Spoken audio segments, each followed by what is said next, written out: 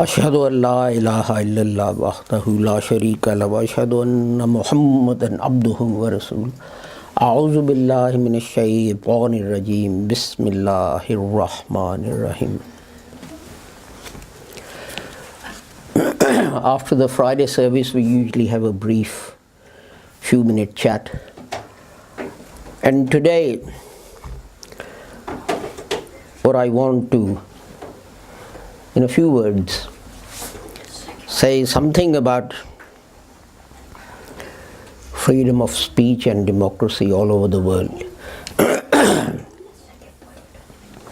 You see, the concept of leadership in Islam is very different to the concept of leadership in other religions.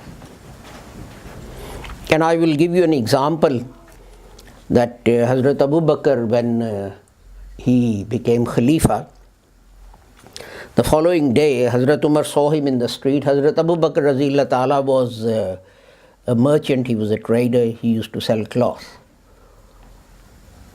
And Hazrat Umar said, "Where are you going?" And he said, "I'm going to open my shop." And Hazrat Umar said, "Well, I think leadership of the Ummah is perhaps a full-time job, and you shouldn't open your mosque, your shop, and go to the mosque and deal with people's affairs." And Hazrat Abu Bakr said, "In that case, how will my family survive? Where am I going to get money to feed my family? So I have to do this." And then Hazrat Umar came upon a very good argument. He said, "Oh, Abu Bakr, tell me this. Do you want people to think that you are fair and just to everyone?" And Hazrat Abu Bakr said, "Of course. As the head of the community, I can't show favoritism to anyone." So Hazrat Umar said, "Consider this. A man always buys cloth from your shop, not because it's the best, but because he thinks, if I have a problem and I go to Abu Bakr, he will solve it in my favor because I do my shopping at his place. And consider this. A man never comes to you. He goes to your competitor to buy his cloth. And he comes to you and you give a decision against him. And he will say, you see, every time I went shopping, Abu Bakr saw the fact that I never went to his shop, but I went to the shop next door or his competitor or across the road. That is why he's giving a decision against me." So Hazrat Abu Bakr said, "Fine, I'll close down my shop, but how will I survive?" And Hazrat Umar then mentioned a small amount that the treasury will pay Hazrat Abu Bakr Razillah Ta'ala for his family to survive. And one day Hazrat Abu Bakr went home, and after the meal his wife brought out some sweet dish. And Hazrat Abu Bakr said that, "I had calculated that the treasury should pay you enough for us to keep our body and soul together. Where's this sweet dish come from?" And the wife said, "Well, every day I saved a little. And it's taken 6 months for me to save up enough money for us to be able to have sweet dish after a meal." And Hazrat Abu Bakr said, "I see. So I miscalculated and I've been overpaying you." So he gave instructions that his stipend should be reduced by the same amount. And not only that, when Hazrat Abu Bakr died and his will was read out in the Prophet's mosque, the first thing it said was, number one, my property should be sold, and every single penny that I have taken from the treasury to act as the Khalifa should be returned to the treasury. And then, if there's anything left that should be distributed amongst my children. Can you see? This is what being a leader is about. And can you see that it is only possible if democracy is not expensive? If you need $100 million to spend on your election campaign, on advertising in the newspapers and on television and radio and billboards and God knows what else, and people sitting there ringing thousands of other people for donations and so on, then the rich are going to benefit, just like the man who would have gone to Hazrat Abu Bakr's shop to buy a cloth from there. There's no difference. Why is there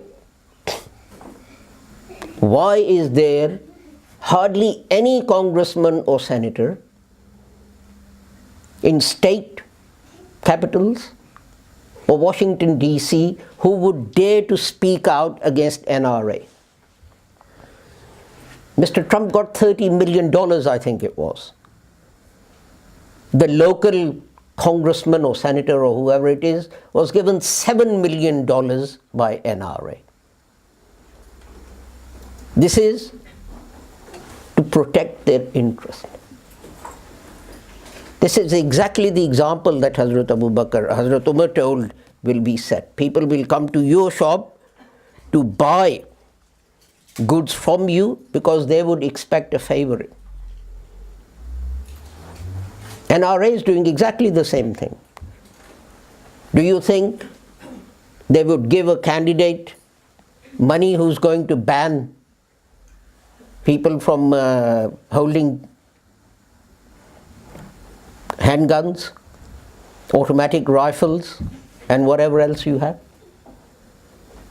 The concept of doing the right thing has disappeared. The concept of doing something because it benefits the people of my country has disappeared. The only thing important these days is how can I get ahead? How can I make sure that I'm elected at the next election? I won't name this country, but I will end with this example. This merchant banker, I was on the underground, and this guy had a report in his lap. It said investment opportunities in this particular country.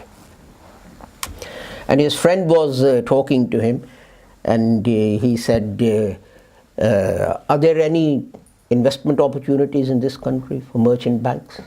And he said, you cannot imagine how many opportunities there are for a merchant bank to open a branch in this country. And he said, what does the report say? And he says, I recommend don't open a branch in that country. And he said, why? And the guy said, well, I went to meet the Minister for Banking or whatever it was, and I had this wonderful presentation about how we will give loans to these people and how they will build factories and people will get jobs and they'll pay income tax. And he said, 3 minutes into my presentation, the man said, don't waste my time.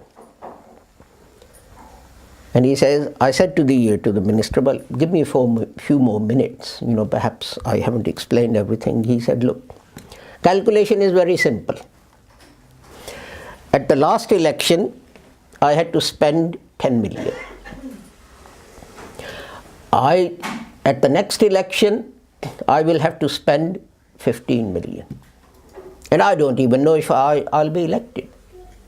So I've got to recoup the 10 million that I spent at the last election, plus the 15 million that I need for the next election. So that's 25 million. Plus, if I'd put that 25 million in an interest-bearing account, I would have earned another 5 million, so that's 30 million. Now you tell me how much more above 30 million are you going to give me, and then we can talk about letting you open a branch in my country.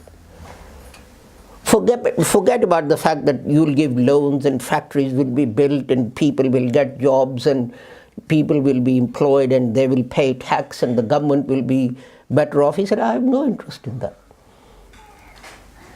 The only interest I have is what goes into my own pocket. And unfortunately, that is how politics has gone all over the world.